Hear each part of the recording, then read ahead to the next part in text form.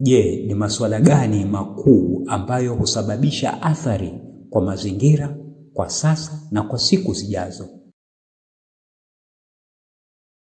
Yafuatayo ni baadhi ya masuala hayo. La kwanza ni mabadiliko ya tabia nchi. Upo ukataji holela wa miti, uchafuzi wa mazingira, uharibifu wa ardhi na idadi kubwa ya watu. Je, wateja na wajasiriamali wana mchango gani kuhusiana na masuala haya ya kijamii na mazingira? Wateja wanaweza kuchagua bidhaa sahihi. Wateja wanaweza kununua bidhaa endelevu. Wanaweza kujenga tabia ya kutumia usafiri mara chache. Wanaweza kununua bidhaa ambazo ni rafiki kwa mazingira. Wateja wanaweza kuchakata na kutumia tena bidhaa zilizotumika. Kwa upande wa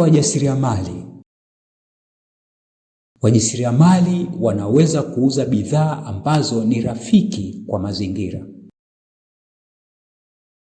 Wajasiriamali wanaweza kuuza bidhaa zinazochakatwa tena baada ya kutumika. Wajasiriamali wanaweza kutumia usafiri ambao ni rafiki kwa jamii na kwa mazingira.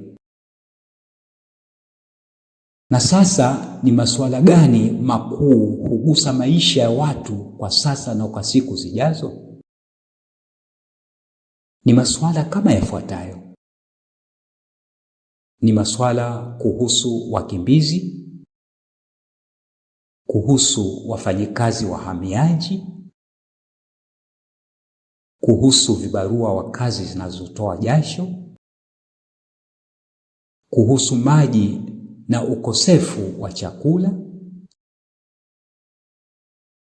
Lakini mteja na mjasiriamali anahusika vipi kwenye masuala hayo? Mteja anahusika kwa kuwajibika kufanya uchaguzi sahihi wa bidhaa.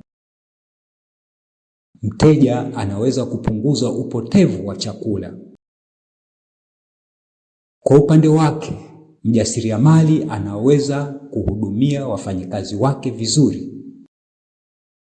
Mjasiriamali anaweza kusaidia wakimbizi. Kwa hiyo, unapofikiria kuhusu mteja au mjasiriamali, vile fikiria kuhusu kipengele cha 3, yaani kuhusu mazingira na jamii.